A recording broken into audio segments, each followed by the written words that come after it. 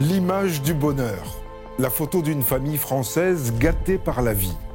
Un père comblé aux côtés de son épouse, Denis et Laurence Manché. Des filles belles comme le jour et 2 garçons aussi blonds que ceux de Claude François. On avait toujours les dernières grosses motos, l'avion, un ULM qu'il a construit lui-même.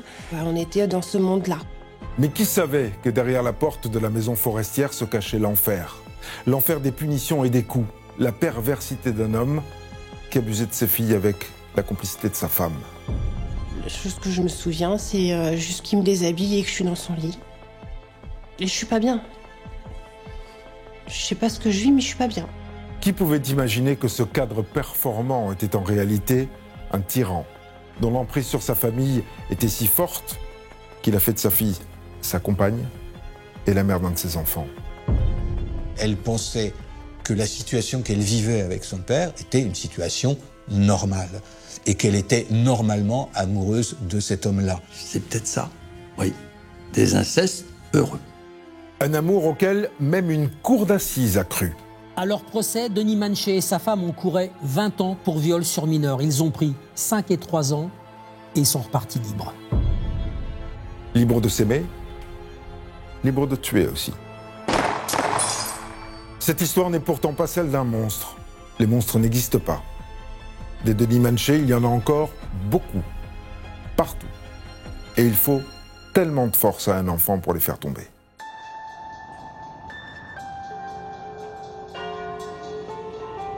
Gisors, en Normandie, le 7 octobre 2014. Je finis mon service à 19h. J'arrive à peine à table avec ma famille que le téléphone sonne. C'est le centre d'appel qui me signale avoir reçu un appel d'un homme qui se trouve au garage Stenzo. Il y aurait 2 personnes blessées et des coups de feu auraient été entendus.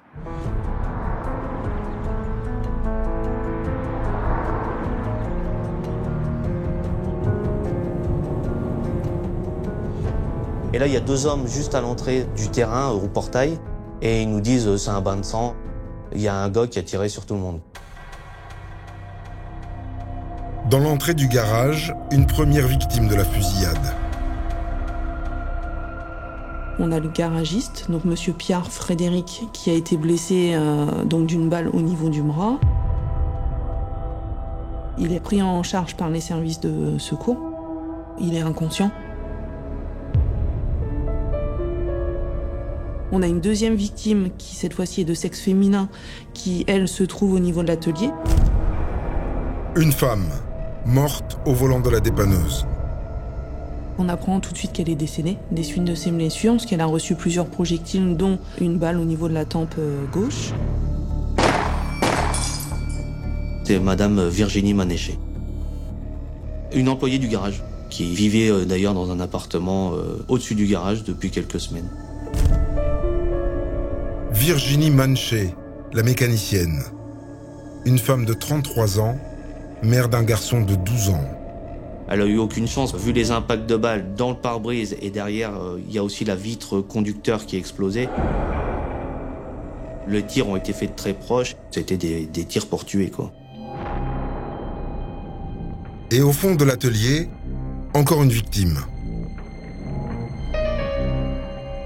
Il est inconscient, toujours vivant, mais on nous dit qu'il est transporté avec un pronostic vital engagé et qu'il y a très peu de chances en fait, qu'il survive à ses blessures. Un mort et 2 blessés graves. Mais pour le garagiste, il est déjà trop tard. Il a effectivement été victime, lui, d'un projectile au niveau du bras gauche qui malheureusement a traversé la cage thoracique et qui a engendré en fait une hémorragie interne. Frédéric Piard avait 32 ans, il était père d'une enfant de 2 ans. Alors que le seul survivant est évacué, les policiers découvrent un pistolet à ses pieds. On comprend que la personne qui est prise en compte par le SAMU, c'est l'auteur des tirs. Car un ami du garagiste a tout vu. Il explique qu'un homme est arrivé d'un pas déterminé, qu'il a tiré un premier coup de feu contre Monsieur Pierre et qu'ensuite il s'est dirigé vers la dépanneuse.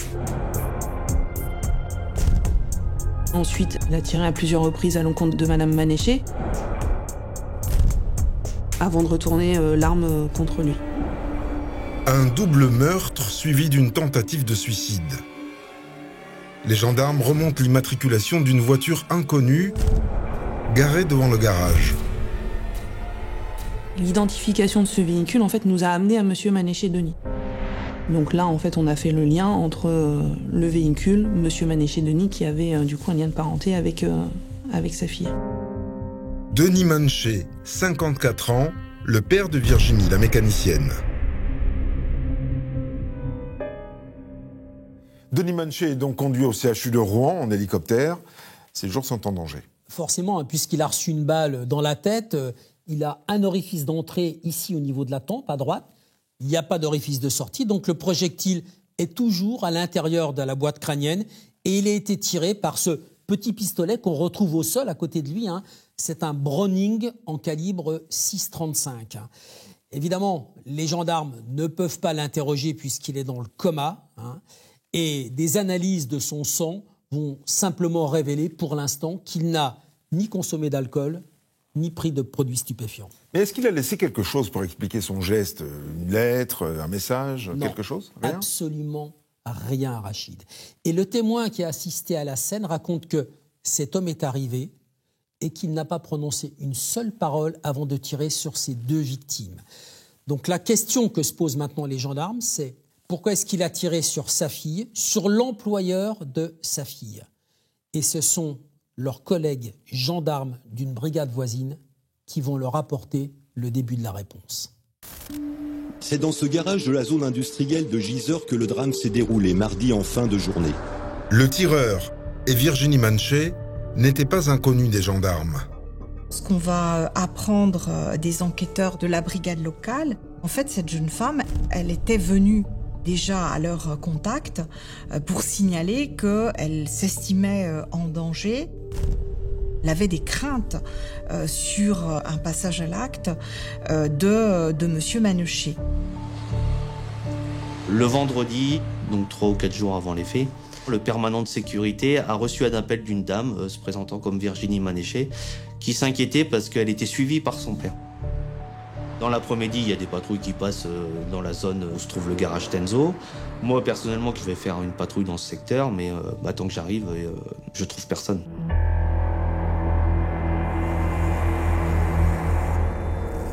Ce 3 octobre 2014, quand Virginie Manché est venue trouver les gendarmes, elle a tenté de leur expliquer les liens qu'elle avait avec son père. Une histoire renversante.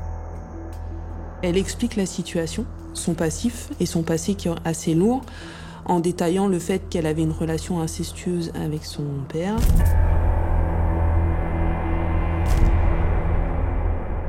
Qu'elle vivait conjointement avec lui depuis une dizaine d'années. Nous, ce qu'on comprend au départ, c'est que c'est sa fille. Voilà. Et en même temps, on apprend assez rapidement que c'est sa compagne. Virginie Manché vivait en couple avec son père. Au départ, on se dit c'est pas possible, c'est pas pensable. En fait, on se dit mais dans quel film on est arrivé? Un film dont les gendarmes vont devoir remonter chaque séquence pour comprendre pourquoi Denis Manché a assassiné sa fille et le garagiste de Gisors avant de se tirer une balle dans la tête.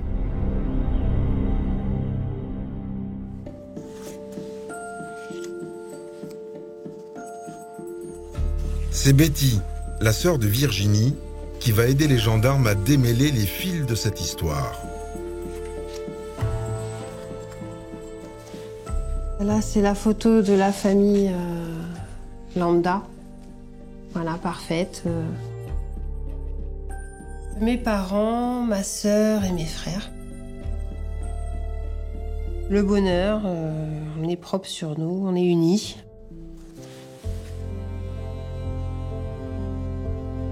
Virginie est née en 1981. C'était la fille aînée de Denis et Laurence Manché. Le couple a 5 enfants. Virginie, Betty, puis 2 garçons et une fille. Denis Manché est cadre commercial, sa femme, mère au foyer. La famille vit dans une grande maison à Cuise-la-Motte, en bordure de la forêt de Compiègne. Ils ont eu un coup de cœur, mais sur cette maison, mais une grande maison magnifique au milieu de la forêt. Un grand chalet là-haut. Voilà, on avait toujours les dernières grosses motos, l'avion, un ULM qu'il a construit lui-même. On était dans ce monde-là. C'est difficile d'expliquer ce qu'on vit quand on a des photos comme ça. Et c'est impossible pour l'extérieur de s'imaginer par rapport à l'image qu'on renvoie de ce qu'on peut vivre à côté. Derrière l'image d'une famille heureuse, une autre histoire se jouait dans l'intimité familiale. Celle d'un père qui avait truffé la maison de caméras et qui terrorisait ses enfants. Il a eu un regard pendant des années qui parlait de mort. On ne peut pas bouger un cil, quoi. Sinon, on est par terre, quoi. Au départ, c'est les coups de poing, le martinet. Et, après, c'est des heures à genoux. On ne pouvait pas bouger. Et c'était déjà suffisamment douloureux de passer sa journée sur le carrelage à genoux pendant 8 heures. Se réfugier aux toilettes, mettre du papier toilette sur les genoux pour avoir un appui. On va faire pipi avant parce qu'il savait très bien qu'on allait se faire pipi dessus tellement ça allait être violent. Donc quand il nous dit qu'il dit va pisser, on a compris. Des humiliations, des coups et pire. Les deux petits frères abandonnés dans un cabanon au fond du jardin. Déjà, ils étaient battus. Puis on les voyait pas, donc on les voyait pas, c'était à l'abandon total. C'était des jeunes petits garçons qui de leur chalet voyaient leurs copains aller à la pêche à l'étang au bout de la rue. On a tellement peur de Denis, on a tellement peur de mon père. Si ça venait à ses oreilles qu'on parle, on prendrait perpète à la maison. La mère aussi se tait. Pire, quand une institutrice s'étonne des bleus sur le corps de ses enfants, Laurence Manché n'hésite pas à couvrir son mari. Ma mère est convoquée. Elle expliquera que je suis une bagarreuse, que je m'entends pas avec mes frères. Vous voyez bien, à l'école, elle est bagarreuse aussi. Et il n'y aura jamais de suite. On est prise au piège. C'est un monde sectaire. Il y a tout qui se mélange. Les sentiments, l'espoir, la peur. On rêve d'avoir des parents, donc on s'accroche, même s'ils sont différents, on s'accroche. On avait toujours cet espoir que les choses changent. Les années passent, Denis Manché ne change pas. À l'adolescence, Betty fugue, mais revient toujours. Jusqu'à ce qu'elle prenne, à 18 ans, une décision qui va bouleverser la vie de la famille Manché. J'ai ouvert la fenêtre de ma chambre. Je reviendrai plus. Je suis repartie. Voilà, je vais aller à la gendarmerie. Je me suis dit, ils vont me sauver. Ils vont les sauver, c'est fini. On va enfin pouvoir vivre. 12 ans avant le drame, Betty Manché est donc allée voir les gendarmes pour dénoncer son père. Et elle a tout déballé. Les coups, les punitions sadiques, le harcèlement moral, et pire encore. 10 ans de calvaire. C'est ce récit terrifiant de 2002 que les gendarmes de 2014 vont continuer à feuilleter. Ébahis.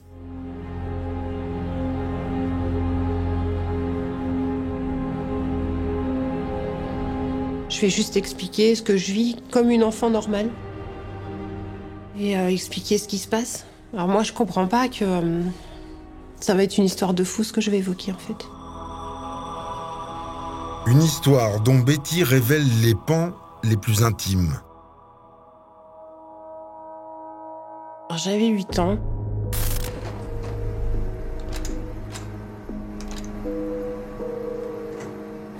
C'était le dimanche après-midi. Il n'y avait plus que ma sœur et moi dans la maison. Et mon père est venu me chercher dans la cuisine. Il m'a monté dans sa chambre. Je savais pas ce qui m'attendait, je n'avais pas fait de bêtises. Et je suis dans une chambre noire. La chose que je me souviens, c'est juste qu'il me déshabille et que je suis dans son lit. Et je suis pas bien. Je sais pas ce que je vis, mais je suis pas bien. Betty vient de subir son premier abus. Virginie, sa sœur, a tout de suite compris. T'as fait quoi cet après-midi? Je t'ai cherché partout. Oh, je dis rien. Elle me fait si, je t'ai cherché partout. Elle me dit, je t'ai vu, t'étais dans le lit de papa. Et elle me dit, on va attendre maman. Et il était 16h30 quand ma mère est rentrée. Et elle lui a dit, ce que papa il me fait, il le fait aussi à Betty.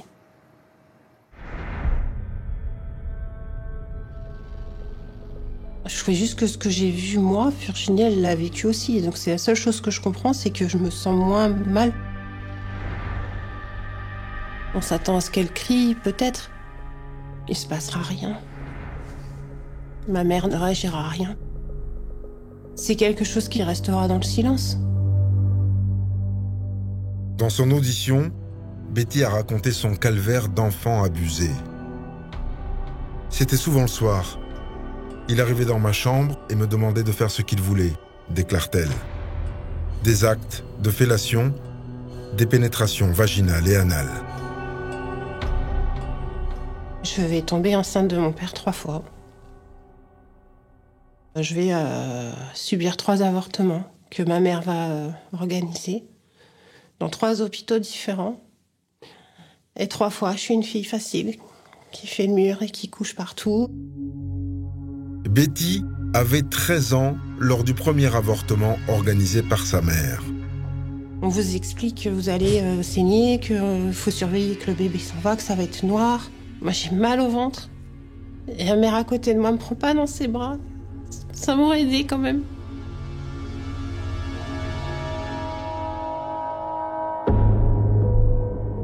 Dix ans plus tard, Betty a donc porté plainte contre son père pour les viols et les violences, mais aussi contre sa mère, qui n'a pas dénoncé son mari. Il faut faire vite parce qu'ils vont partir. Ils avaient déjà mis la maison en vente, ils sont en train de se barrer. Je suis gendarmerie, écoutez, ils sont en train de partir. Regardez, c'est ma maison, ils sont en train de partir. En avril 2002, 1 mois après la plainte de Betty, les gendarmes sont allés chercher son père, sa mère et sa sœur Virginie.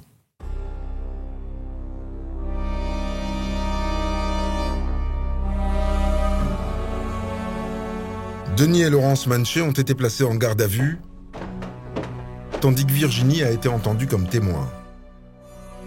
Premier interrogé, le père abuseur. Il assume, il dit j'ai eu tort, j'aurais pas dû faire ça, etc. C'était une erreur, mais en même temps, j'ai pas l'impression que mes filles m'en tiennent rigueur, mais en même temps, j'aurais pas dû le faire. Il ne conteste jamais la matérialité des faits. Du bout des lèvres, Denis Manché a reconnu les abus sexuels. Dans un bureau voisin, sa femme Laurence parle aussi. Je sens une espèce de soulagement, en fait, que tout s'arrête aussi. Elle est très rapidement dans la pleine conscience de ce que tout ça était impossible, ne devait pas continuer, n'était pas bien, des délits commis, de sa responsabilité, voilà. Laurence Manché n'a pourtant pas tout dit aux gendarmes. Alors ce sont ses filles qui s'en sont chargées, sans état d'âme. Elles portent des accusations très claires contre leur mère sur la participation active, dans le sens où elle les envoyait dans le lit du père. Quand monsieur Manochet montait et qui disait « tu m'envoies Virginie ou tu m'envoies Betty », madame le faisait, elle le reconnaît. Virginie a raconté le premier viol à l'initiative de la mère. Elle a dit quand ma mère est venue me chercher dans mon lit, ma mère est venue me chercher dans mon lit pour me mettre dans le lit de mon père et de m'expliquer comment on devait faire une fellation et ceci et cela, Je n'ai pas manifesté un désaccord, mais je ne peux pas vous dire que ça me convenait. Bon, que ça me plaisait.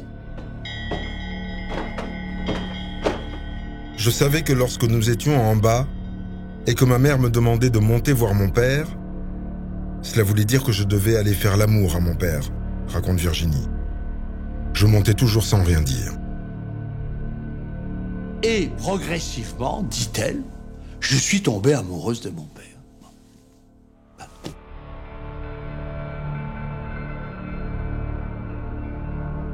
Plus ça va et plus on découvre au fur et à mesure des auditions des uns et des autres. C'est impossible que tout ça soit réuni dans un même dossier, en fait, et dans une même famille.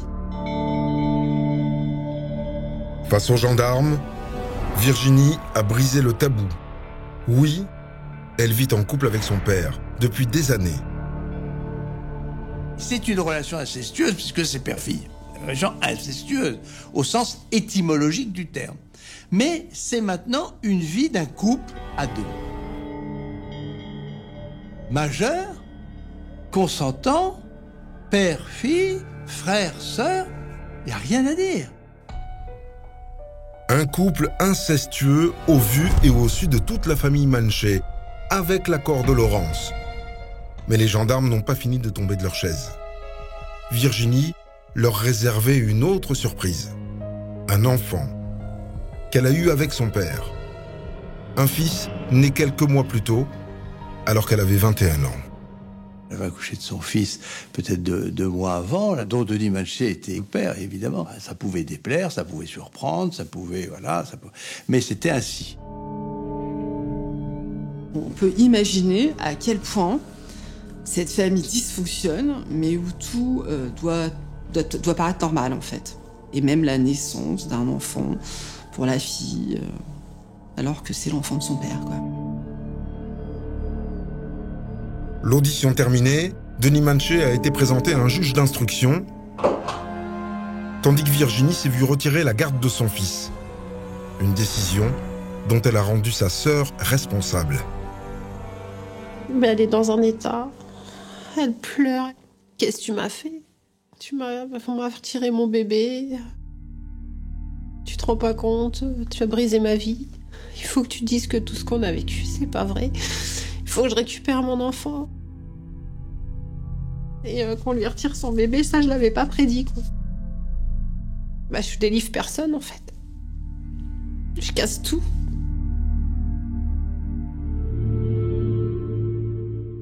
Dominique, en 2002, au moment où l'affaire a été révélée, Betty et Virginie étaient déjà majeures. Elles avaient respectivement 19 et 21 ans. Ce qui veut dire que Virginie avait le droit de vivre avec son père. Rien ne l'interdit dans le code pénal. Le code pénal n'interdit pas les relations sexuelles entre un père et sa fille majeure. Hein.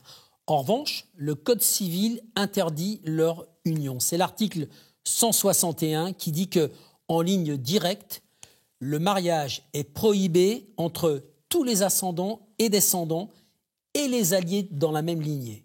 La justice doit donc établir à quel âge ont commencé les premiers rapports, et c'est là qu'elle peut intervenir. Oui. Denis Manchet a-t-il eu des relations sexuelles avec ses filles avant l'âge de 15 ans? Si oui, ce sont des viols. La loi dit que lorsqu'un mineur de 15 ans... Oui, ça veut dire moins de 15 ans. Ça veut dire moins de 15 ans, a des rapports sexuels avec un parent, la question de son consentement ne se pose même pas, c'est un viol.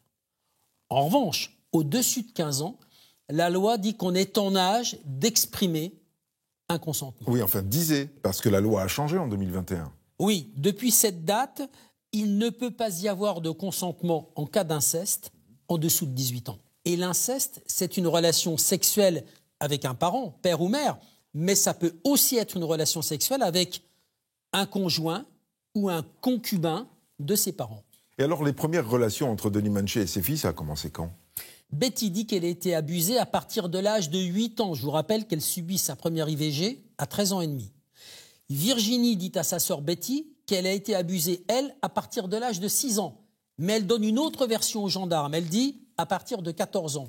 Le père dit, lui, 14-15 ans et la mère dit 13-14 ans. De toute façon, Rachid, dans tous les cas de figure, on est en dessous de 15 ans. Mais alors, ce qui est surprenant, c'est qu'à l'époque, l'inceste n'est pas une infraction. Ça n'existe pas dans le code pénal. Oui, absolument. Ce qui constituait une infraction, c'était l'abus sexuel sur mineur. Et la peine était aggravée quand le majeur avait une autorité sur le mineur. Finalement, l'inceste n'était qu'une circonstance aggravante des agressions sexuelles et des viols.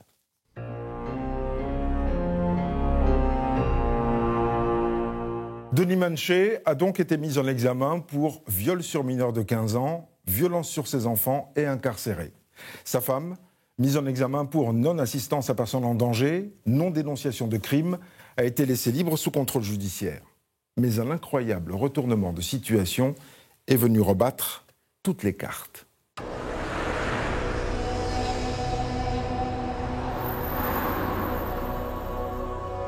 « 48 heures après, mon père va écrire au juge en expliquant que ma mère était complice et que ma mère avait eu des relations avec ses filles et lui. » Denis Manché ne veut pas tomber tout seul, alors il dénonce sa femme. La gendarmerie me convoque. Est-ce que c'est vrai ou pas? Oui, c'est vrai.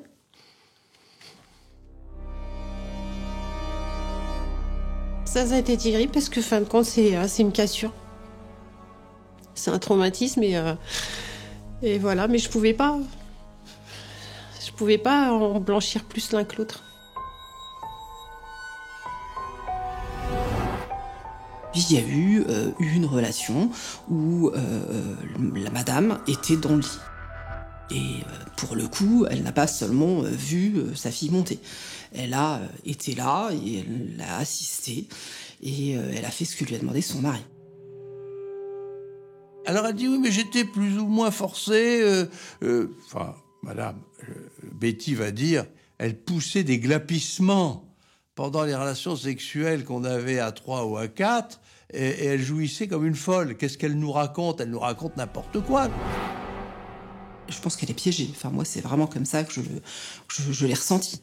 C'était quelque chose de tellement installé dans cette famille. Elle était tellement empêtrée dans cette vie-là que je pense à ce moment-là, le mot piège, il est tout à fait adapté. Mise en examen pour viol sur mineur, Laurence Manché n'échappe pas à la prison. Ses 3 enfants mineurs sont placés. Tandis que Virginie se bat pour récupérer son bébé, Betty commence à respirer. À 19 ans, elle rencontre son futur mari et accouche de son premier enfant. Elle se croit à l'abri. Mais c'est sans compter sur un Denis Manché dont l'emprise sur sa famille franchit vite les murs de sa prison.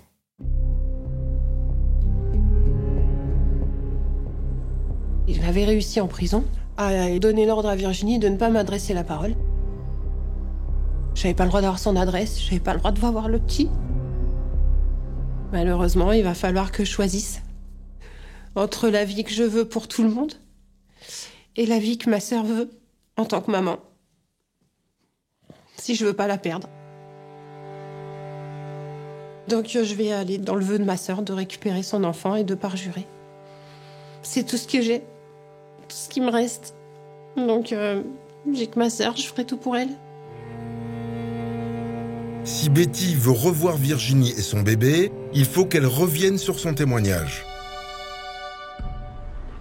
Alors en février 2003, près d'1 an après sa plainte, elle écrit, elle aussi, au juge d'instruction. Donc il a fallu que j'écrive « Je retire ma plainte, papa, j'étais amoureuse de toi. J'étais consentante, tu n'as rien fait, c'est notre faute, j'étais jalouse de Virginie, c'est moi qui t'ai demandé, voilà. »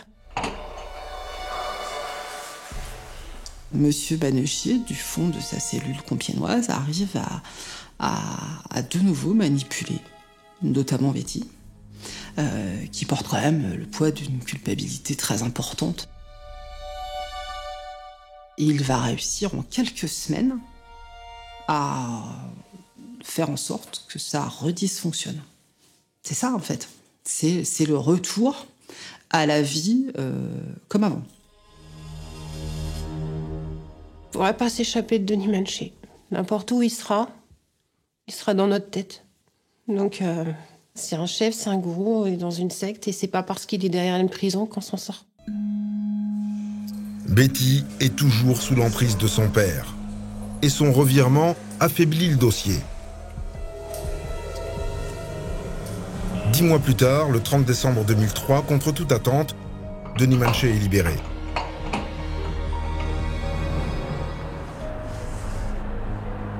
Il retrouve Virginie, mais aussi ses fils et Betty, alors que la justice lui a interdit d'entrer en contact avec ses victimes. Il a repris son rôle de patriarche.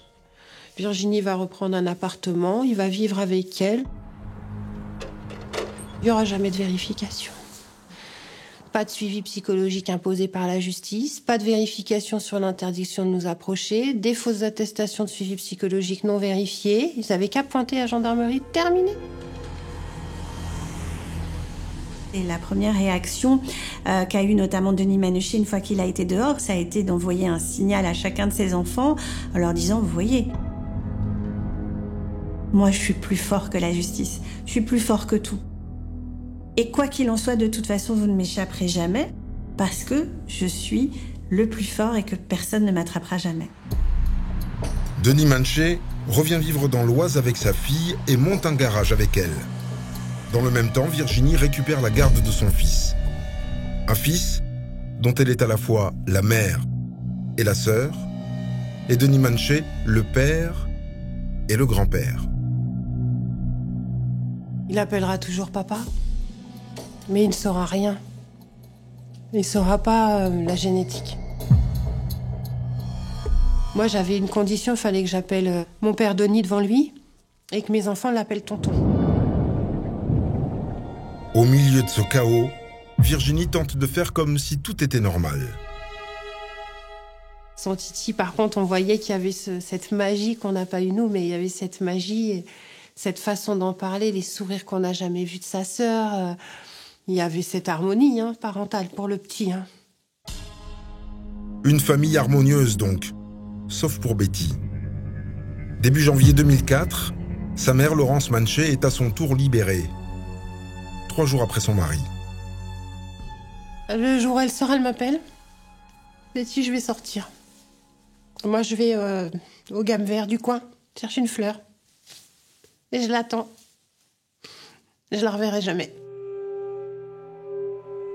Elle ne viendra pas découvrir mon premier enfant. J'étais enceinte de mon deuxième petit garçon. Je lui écrivais tous les jours en prison. J'écrivais tous les jours à mon père. En espérant qu'il y ait quelque chose qui se passe. J'en étais là quand même. Et je la reverrai jamais plus. Elle m'a renié.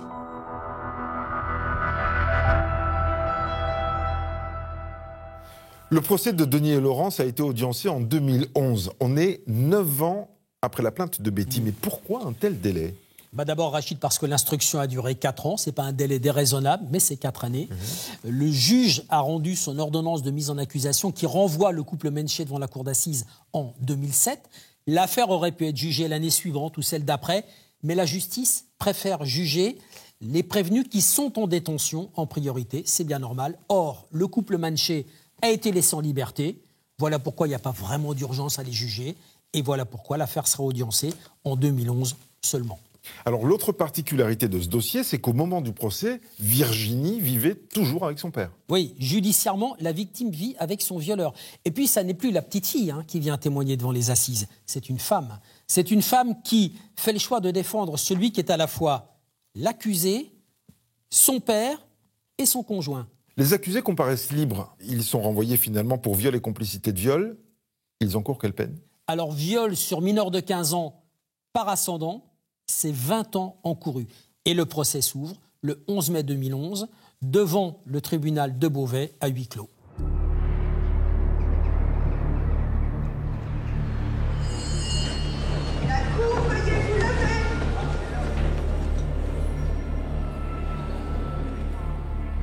Le patriarche sûr de lui n'existe pas. Lui, il était comme un enfant, les mains en bas et la tête baissée. Denis Manché fait profil bas et raconte tout de suite un premier mensonge à la cour. Virginie et lui, c'est du passé. Voilà, on a vécu une liaison incestueuse. On y a mis un terme, parce que c'est pas bien, faut pas le faire. Elle vit de son côté, et moi, je vis du mien. C'est pas vrai. C'est pas vrai. Une fable pour faire bonne figure auprès de la cour, ne pas choquer les jurés. Mais surtout, Denis Manchet veut les convaincre qu'il n'a pas violé ses filles. Il sait qu'il peut compter sur elle pour le défendre, en particulier sur Betty. Qu'est-ce que je fais, moi, 7 ans après? Je brise la famille que Virginie, elle a créée dans son cocon familial. Encore une fois, je vais pas recasser ça. Il n'y a pas de partie civile à cette audience. Il n'y a pas de positionnement de partie civile. Il y a des parties civiles qui viennent et qui défendent leur père. La question fatidique était la question des âges. Il fallait absolument faire sauter que j'ai vécu l'inceste à 8 ans. Donc il a fallu monter un scénario sur un événement qui s'était produit en France, qui avait marqué tous les esprits, la tempête de 99. En 99, j'ai 15 ans. La tempête de 1999, une date qui a frappé toutes les mémoires, pour faire avaler à la cour un deuxième mensonge. Donc faut que j'explique que lors de la tempête, la cheminée du voisin qui était tombée, j'ai eu envie de coucher avec mon père ce jour-là. Invraisemblable. Mais la stratégie de la défense, c'est de faire croire que les filles avaient plus de 15 ans lors des premières relations sexuelles. Ils sont tous d'accord. Ce qu'on aurait pu nous faire reproche, c'est de faire changer d'avis. En disant, il y a eu une pression d'un avocat ou des avocats qui ont fait changer d'avis. Mais pourquoi voulez-vous que l'avocat de Denis Manchet fasse changer d'avis Betty, qui depuis 10 ans va toujours dans le sens de son père, voyons? Je me dégoûte en fait, parce que moi, je vous dis, c'est 7 ans après, je suis déjà une maman, donc je me ressalis pour reblanchir un coupable. Elle ne pouvait pas faire autrement. C'était encore une fois remettre en cause tout ce sur quoi elles s'étaient construites. C'était venir dire qu'elles avaient grandi dans du mensonge, qu'elles avaient grandi dans un monde qui s'effondrait, qui s'émiettait. Enfin, c'était insupportable pour elles. À côté de Denis Manchet, Laurence avale des couleuvres. Elle entend bien remettre les pendules à l'heure sur ses prétendus 15 ans. Elle reste sur les premières révélations de Betty. Elle va dire qu'elle était beaucoup plus jeune que ça. Alors, puis il y a quand même des éléments dans le dossier. Hein. Les IVG, c'était avant 99. Hein. Enfin, voilà. Donc, comment y croire? Laurence Manchet va payer très cher sa trahison. Ces deux filles, à l'audience, elle la crucifie. Elle se fait crucifier par ces filles. En disant, lui, ça n'a pas été très bien ce qu'il a fait. Mais toi, maman, mais c'est bien pire, hein. C'est bien pire ce que t'as fait. Tu nous as pas défendus, tu nous as pas protégés. Les filles, elles l'accusent, de plusieurs relations sexuelles. Elles vont rajouter et elles vont oublier finalement de dire que le principal coupable, c'est quand même celui qui les viole. Les filles ont secouru Denis Manchet au-delà de ses espérances. Au bout de 3 jours d'audience, sa défense plaide l'erreur d'un père qui ne recommencera plus. Ce qui compte, c'est l'avenir. Si vous voulez. On va pas réécrire le passé. Est-ce que c'est vrai, pas vrai? Est-ce qu'elle avait 13 ans et demi, 14 ans? Est-ce que c'était le jour de son anniversaire? Non. C'est fini. Game over. Le délibéré est court, moins de 5 heures. Mais la Cour n'a pas cru à cette histoire de tempête et condamne Denis Manchet pour viol à 8 ans de prison. Laurence à 5 pour complicité. Denis Manchet fait appel. Lui et Laurence ressortent libres du palais de justice. Ce qui est marquant, c'est que personne ne retourne en prison, quoi.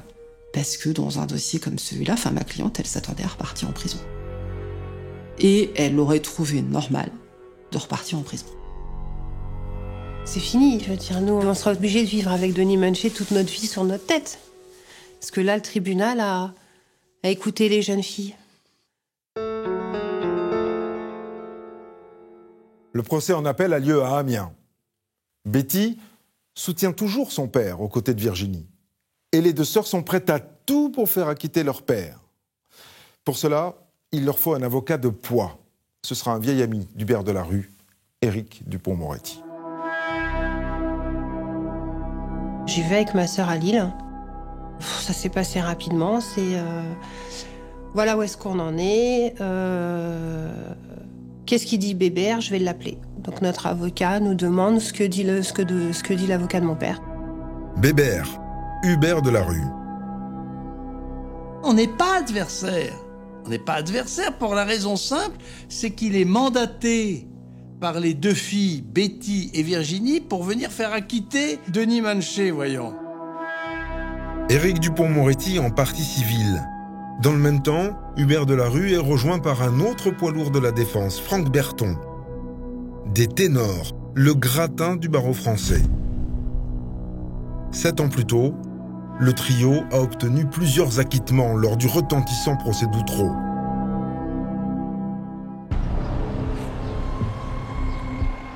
À quelques jours du procès d'Amiens, les filles, leur père et leurs avocats s'interrogent.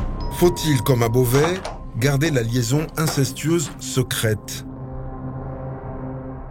Denis me dit, bon, écoutez, maintenant c'est très clair. Bon, on change. On revendique. D'accord? On revendique qu'on est ensemble, qu'on vit ensemble, qu'on s'aime, qu'on a un enfant, qu'on en a rien à foutre du tiers comme du quart de leur histoire, que de toutes les façons, l'inceste, c'est pas un crime, c'est pas un délit. Changement de braquet. La défense de Denis Manché fait un tour à 180 degrés et plaidera un concept inédit en cour d'assises, l'inceste consenti. Et elle l'annonce haut et fort. Moi, je ne suis pas le procureur de mon client. Je ne suis pas le censeur de celui que je défends. Et je ne suis pas le moraliste de celui que je défends. Voilà. Et la morale doit rester à la porte du prétoire. Au palais de justice d'Amiens, le père et la fille se présentent donc main dans la main. Mon père arrive, Virginie était à côté de lui, moi je suis à côté de ma sœur. J'ai un de mes frères présent, le père de ma fille, puis ma mère qui arrive de son côté avec ses amis et son avocate. On était seuls contre le reste du monde. Jusqu'au dernier moment, on me dit « T'es sûr quand même? T'es sûr que tu veux pas y aller avec nous ?» Parce que quand même, on a du lourd là quand même. Voilà, c'est... Enfin, toi la petite avocate de Compiègne là, on est quand même là quoi. Le procès se tient à huis clos, sans journaliste. Dans la salle d'audience, Virginie assume son positionnement, tout en essayant de ne pas choquer. Quand on lui a demandé pourquoi elle défendait son père, Virginie, elle a dit « parce que je l'aime ». Et on lui a demandé « on n'entend pas, vous pouvez répéter ?» Et elle a dû faire fort, Virginie a dit « parce que je l'aime ». Une fille amoureuse de son père? L'expert psychologue, lui, n'y croit pas. Il n'y a jamais de consentement à l'inceste, mais on peut le croire. Elle aime Denis, elle aime le personnage qu'il a composé, je pense que c'est sincère de sa part, mais c'est une illusion sincère. Elle pensait que la situation qu'elle vivait avec son père était une situation normale, et qu'elle était normalement amoureuse de cet homme-là. Mais parce qu'elle n'en a pas connu d'autres. Elle n'en a jamais connu d'autres. Et elle n'a jamais pu, puisqu'il la surveillait 24 heures sur 24.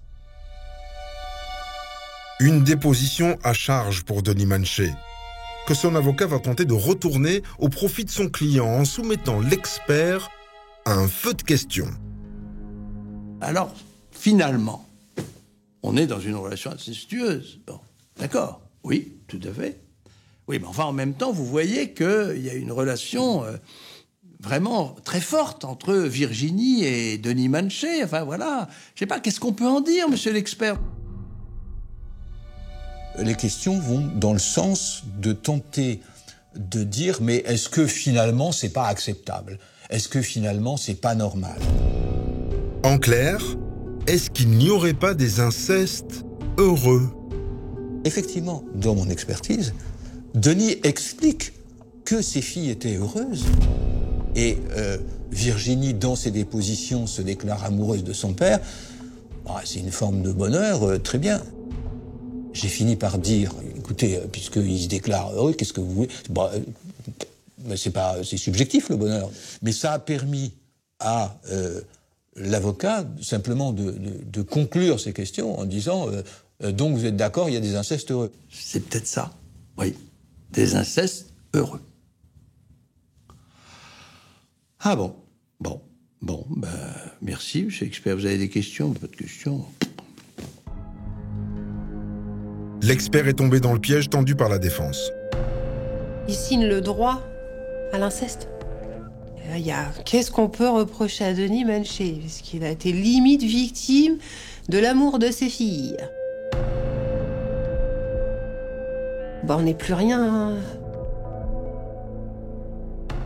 Ça a tellement choqué ce terme d'inceste heureux qui a été qu'un infime moment. C'était une tête d'épingle dans une botte de foin, cette parole de l'expert. La stratégie de la défense a fait mouche.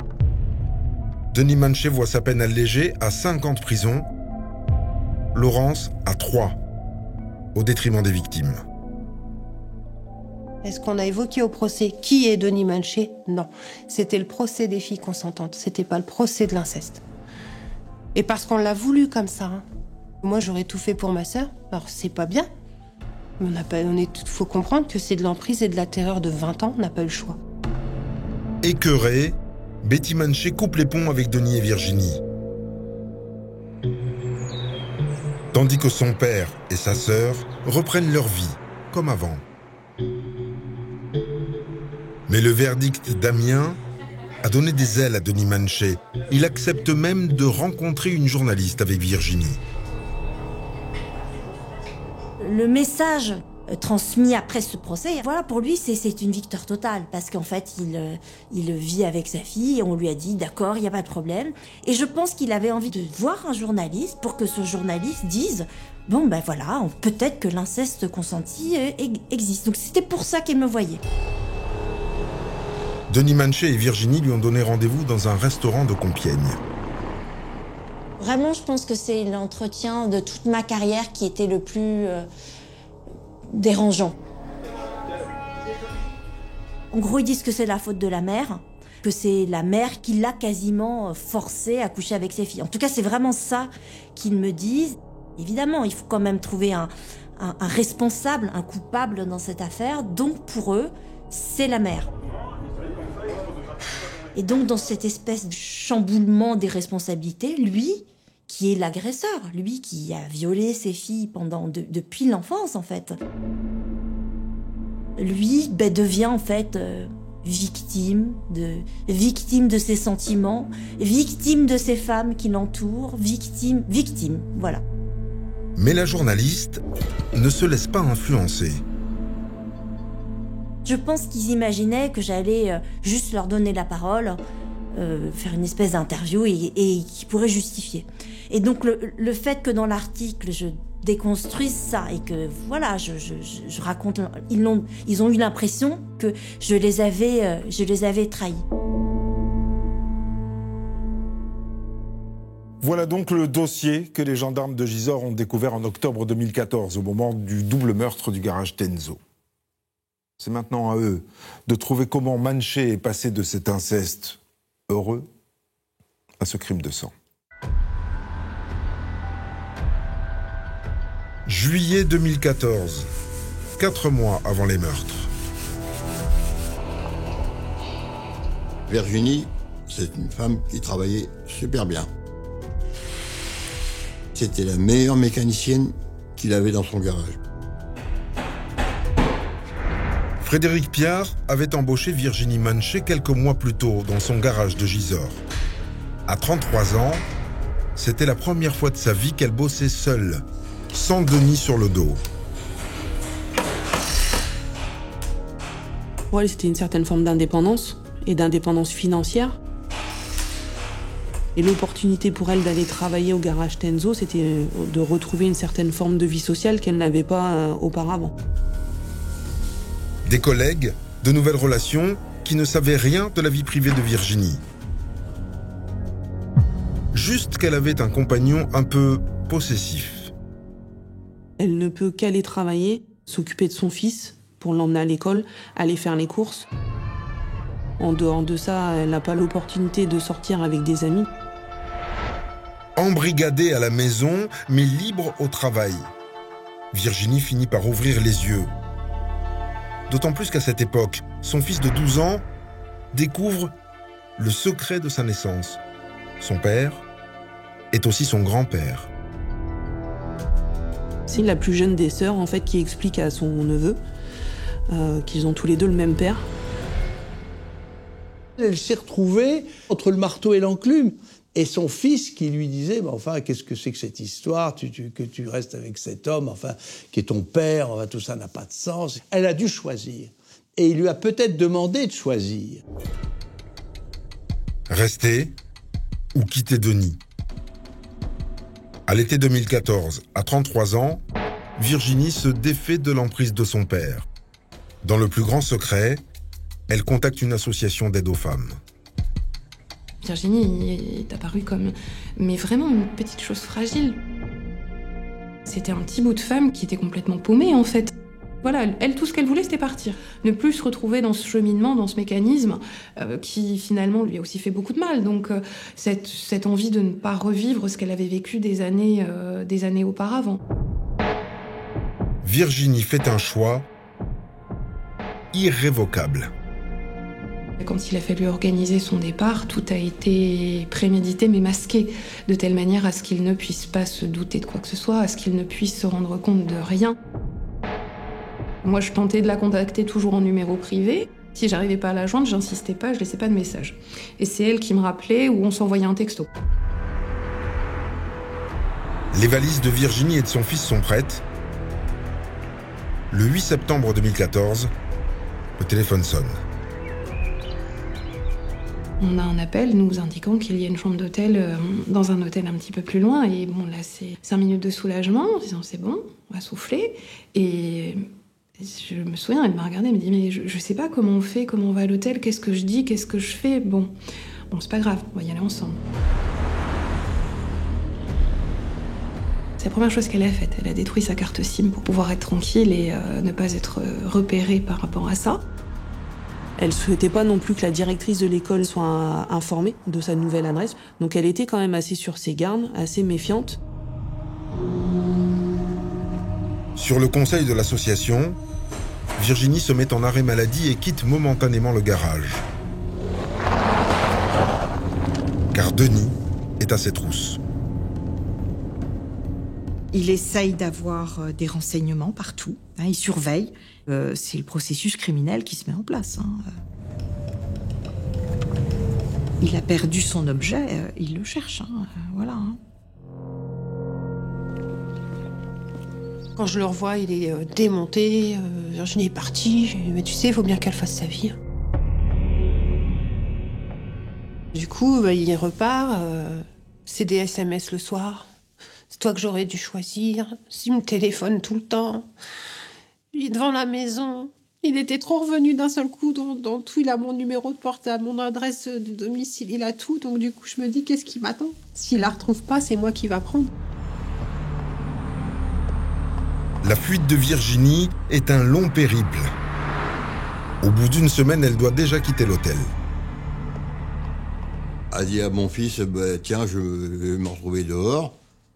Tu peux me trouver quelque chose à me loger. Mon fils, il dit, écoute, là-haut, il y a 2 pièces. Tu prends les 2 pièces, tu peux habiter. Il a juste fait preuve de générosité. Il a vu quelqu'un qui était dans une situation vraiment compliquée. C'est la main tendue. C'est la main tendue.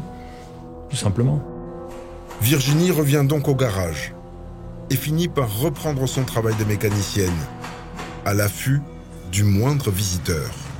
Mais dès qu'elle entendait une voiture entrer dans la cour du garage, à se planquer derrière les voitures. Donc il y avait quelque chose qui n'allait pas. Puis une fois, je lui ai demandé, pourquoi tu te caches? Elle me dit, j'ai peur. L'intuition de Virginie est juste. Le 3 octobre, quelques semaines après sa fuite, elle aperçoit Denis dans sa voiture, derrière elle.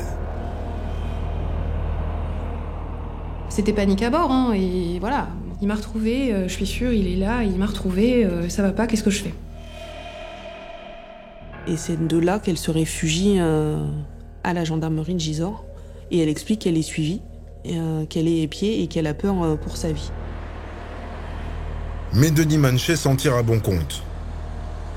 Il n'y avait pas de menace de mort, il n'y avait pas de violence, il y avait rien d'injures ou d'insultes.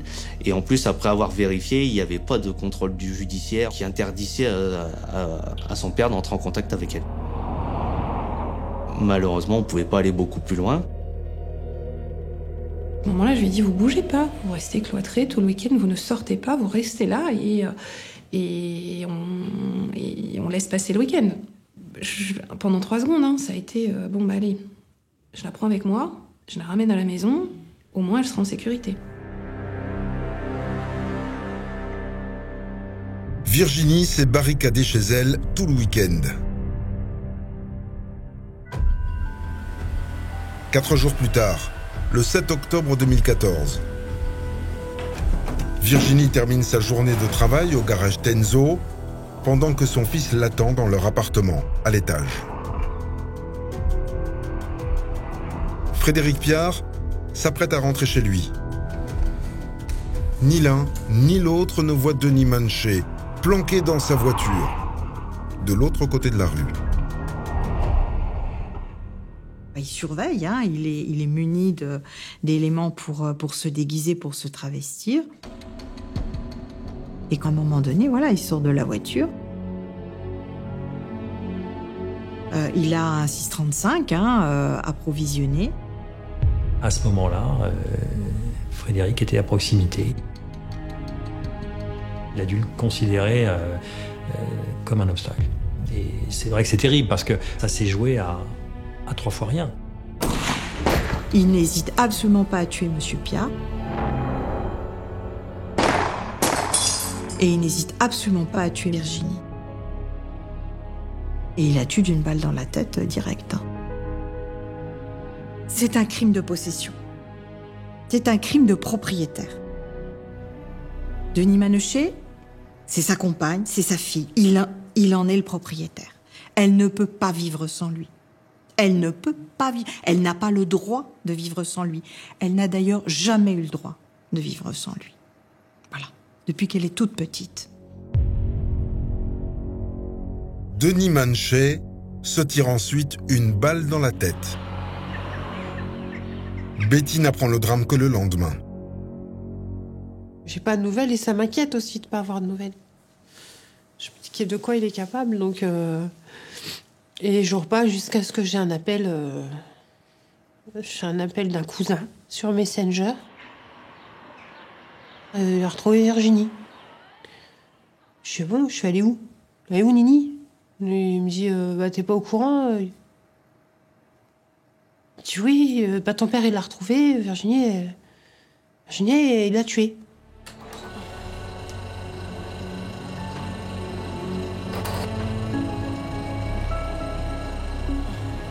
Il n'est plus là,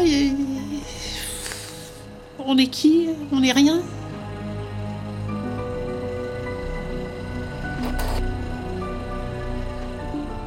Moi, je perds ma jambe, je perds mon cœur. J'ai une vie de famille. Je peux pas le laisser tout me broyer, mais je suis démontée.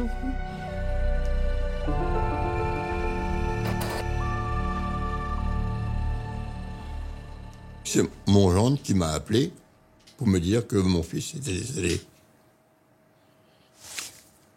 Et après sa vie, la mienne, à tout prix.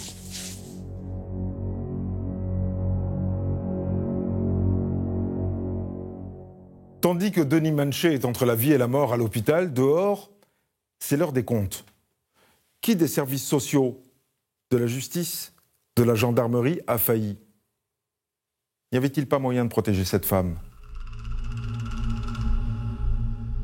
La justice est passée à côté de cette affaire. On a une chambre de l'instruction qui n'aurait jamais dû faire ressortir M.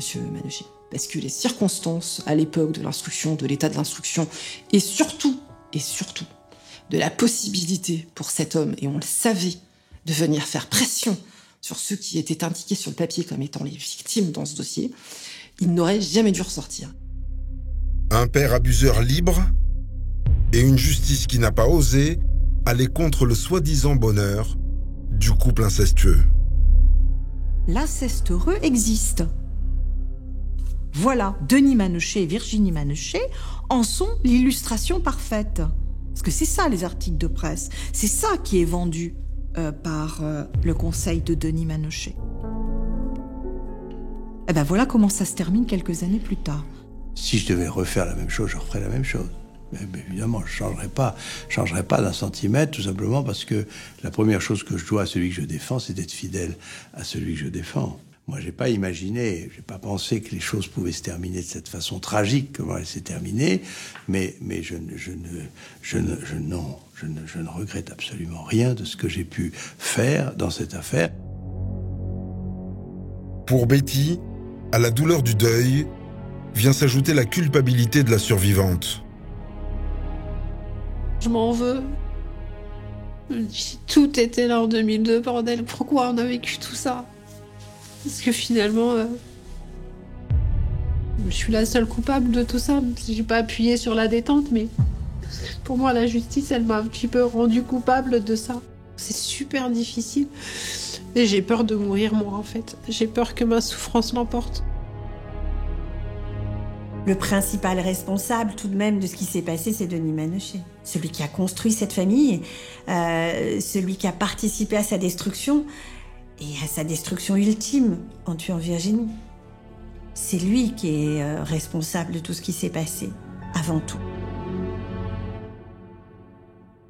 Denis Manochet est sorti du coma et il sera jugé pour l'assassinat de Virginie et le meurtre de Frédéric Piard. Mais avant, le juge veut en savoir plus sur cet homme. Comment expliquer qu'il se soit rendu coupable de tous ces crimes? Son histoire commence dans le Pas-de-Calais.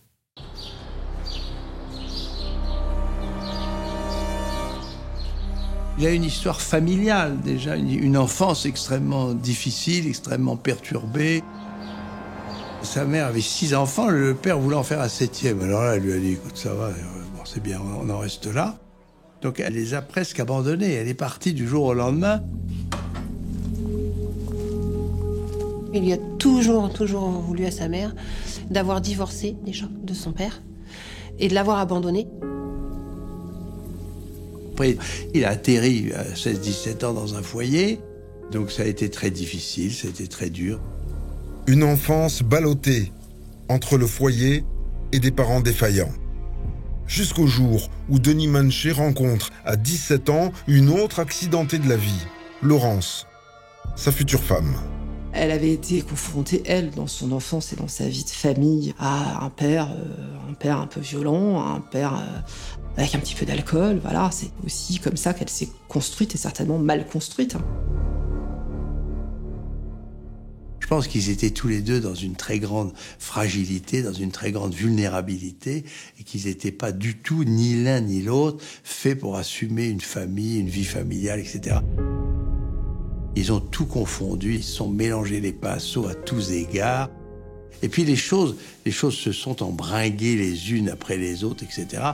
Et ils n'ont pas su arrêter la machine. Des coups, du harcèlement, des viols. Laurence a couvert et même participé au crime de Denis Manochet, en échange de sa carte bleue. L'argent qu'avait mon père lui permettait peut-être de vivre ses rêves. Peut-être que le fait qu'elle est conditionnée à ne pas avoir le droit de travailler, parce qu'elle n'avait pas le droit de travailler. Hein. Et elle perdait tout, et que cet enfermement, le fait d'être une maman qui bosse pas, de ne pas avoir de copine, il fallait, son seul moyen de sortie, c'était l'argent et de dépenser. En dépensant, elle se faisait plaisir et elle assouvait les plaisirs de son bonhomme. Donc tout était un cercle pervers et vicieux, en fait. Un événement aurait pourtant pu briser l'alliance entre Denis et Laurence Manochet. Il s'est produit des années plus tôt, en 99. Betty avait à peine plus de 15 ans. Ce jour-là, la famille était réunie chez elle lorsque le père s'est brusquement absenté. Dimanche matin, il prend une échelle, il va dans notre grenier. On ne comprend pas ce qui se passe et on entend un gros boom. Et en fait, mon père se pendait. Quand je suis montée l'escalier, il était qu'une corde, tout nu, j'appelle ma mère. J'y regarde et ma mère, elle bouge pas. Et je vais chercher ma voisine. Et elle a coupé la sangle de mon père et les pompiers sont arrivés. La tentative de suicide de Manché, c'est tout sauf un simulacre. Il explique en disant « Je ne pouvais plus accepter cette façon d'être et cette façon de vivre, et je n'ai vu que comme seule issue que de mettre fin à mes jours. »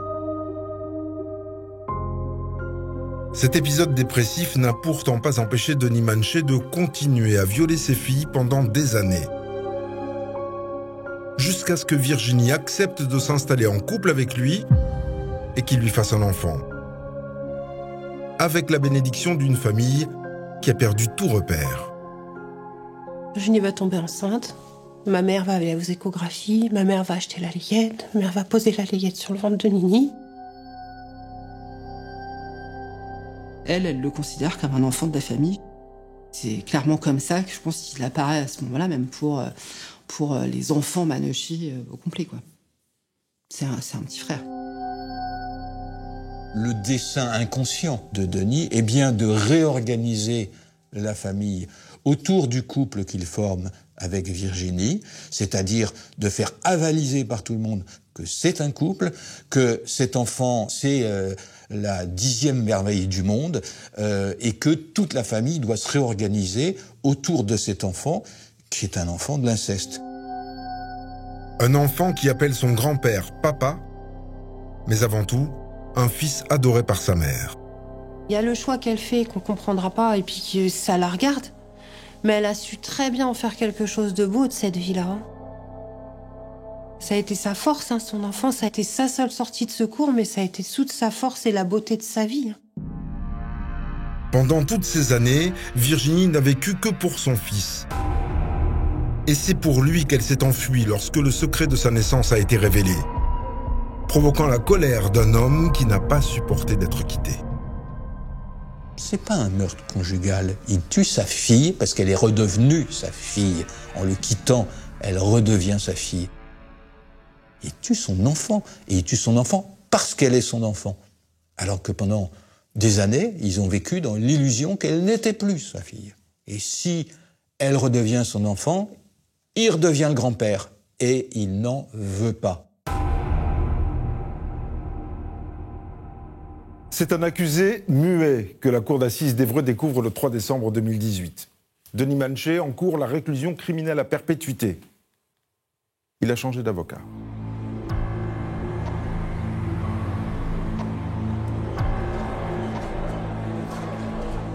Je vois arriver ma fratrie que je vois plus. La famille unie d'un côté. Et moi de l'autre. J'ai plus Nini, j'ai que sa photo dans les mains et mes Kleenex. Comme tous ceux qui brisent ce pacte du silence, Betty, elle a été punie. Voilà, ce qui vraiment était très douloureux à voir, c'était de voir à quel point justement Betty, elle était mise de côté. Elle était tout le temps toute seule. Il y a un silence total, il arrive. Oh, mon Dieu. C'est un légume, 20 ans de plus. Avec une infirmière et on prend conscience peut-être du pourquoi ce procès, mais quelle tragédie cette histoire. Quel gâchis. Il a perdu l'usage de la parole et donc il a une tablette avec un clavier. Aphasique, tétraplégique, l'homme tout-puissant n'est plus que l'ombre de lui-même, obligé de communiquer avec un clavier d'ordinateur. On n'entendait pas sa voix, mais une espèce de voix synthétique genre GPS. Ce qui était compliqué, c'est qu'on le voyait au travers du prisme du handicap. Je dis pas qu'on s'apitoyait, mais on voyait quand même un homme extrêmement diminué, handicapé, et ça le servait, ça. Et c'était dérangeant. Sur les bancs des parties civiles, une autre famille endeuillée, celle du garagiste, Frédéric Piard. Lui, il était neutre là-dedans, il avait rien à voir là-dedans. Il avait rien fait, lui. C'est terrible de se dire qu'il n'y avait aucune raison objective, autre le fait qu'il ait été juste mal positionné à ce moment-là. Il aurait été à 10 mètres décalés, il n'aurait probablement pas été victime de Denis Manchet. Denis Manchet n'a laissé aucune chance à Frédéric Piard et à Virginie ce soir-là. Mais au-delà de ces crimes, il se joue autre chose pendant les débats. Assise dans la salle, une fille attend des paroles de réparation de la part de son père. Et j'arrive à la barre. Et je me tourne vers lui. La première chose que je dis, c'est que j'aimerais comprendre comment on a fait pour en arriver là. Et je lui dis, on n'était pas ta mère. On n'était pas des putes. C'est tout un flot de sentiments, j'évoque. Je suis en face de toi, il y a une famille, là. Et lorsqu'on lui redonne la parole pour dire « Alors, mais monsieur, voilà, vous avez entendu votre fille, ce qu'elle vous dit, etc. Qu'est-ce que vous avez à dire par rapport à ça ?» Et il m'a écrit « Betty, pardon pour tout le mal que je t'ai fait. Tu seras le repère. Nous sommes fiers de toi. Tu es comme ta sœur. » Des années que j'attendais ça. Et plus de la première, la deuxième, la grosse, tout ça, ça n'existait plus. Je suis enfin placée dans cette famille, mais c'est trop tard. Sur les bancs de la partie civile, il y a aussi le fils que Denis Manchet a eu avec Virginie. Un jeune homme privé de sa mère qui regarde l'accusé du haut de ses 16 ans. Et il faut aussi qu'il affronte quelque chose qui est très important pour lui, c'est la relation avec son fils. Et jusque-là, il s'est toujours revendiqué comme étant le père de cet enfant. Il n'arrêtait pas de dire « mon fils ». Il refusait de dire « mon petit-fils », alors que, voilà, comme s'il refusait, en fait, d'avoir commis cet inceste. Lorsqu'il est finalement réinterrogé par rapport à cet enfant, il va finir par dire « je suis le grand-père de cet enfant. C'est l'enfant de ma fille. Voilà. Je ne peux pas considérer que je suis le père de cet enfant. » Et ça, c'est un moment qui est extrêmement important, parce que ça le repositionne dans une généalogie où il reprend sa place. Ce qui veut dire aussi que la relation qu'il a eue avec sa fille, qui est incestueuse, elle est le fruit d'un comportement qui n'a pas lieu d'être. La plus belle chose qu'il a rendue à Virginie, c'est son enfant à elle. Il n'était plus le papa, il était le grand-père. Et ça a dû lui coûter de l'écrire, ça. Il s'est destitué, il a rendu à Virginie son enfant. Donc, c'est peut-être trop tard, mais il l'a fait. Après 3 semaines d'audience, l'avocat général requiert la peine maximale contre Denis Manchet. La Cour suit le parquet. Le 19 décembre 2018, Denis Manchet est condamné à la réclusion criminelle à perpétuité pour le meurtre de Frédéric Piard et l'assassinat de sa fille, Virginie. Je pense que c'est un vrai procès qui a aidé à réparer la famille. Parce qu'en fait, cette justice, elle leur avait été volée lors des 2 premiers procès. Et donc, pour la première fois, ça a été l'occasion pour les victimes de Denis Manchet de donner à entendre leur vérité. Une vérité, et pour Betty, la force de continuer à avancer. On m'a pas tout volé, puisque j'ai pu me construire aussi. J'ai toujours écouté voilà, c'est ma petite voix intérieure et foncer. Mais le rêve de mon mari et de mes enfants, c'est que je tourne la page.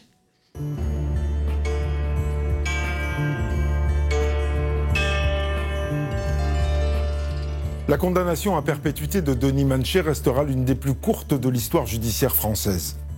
2 jours seulement après le verdict, il a été retrouvé mort dans sa cellule. Une mort naturelle.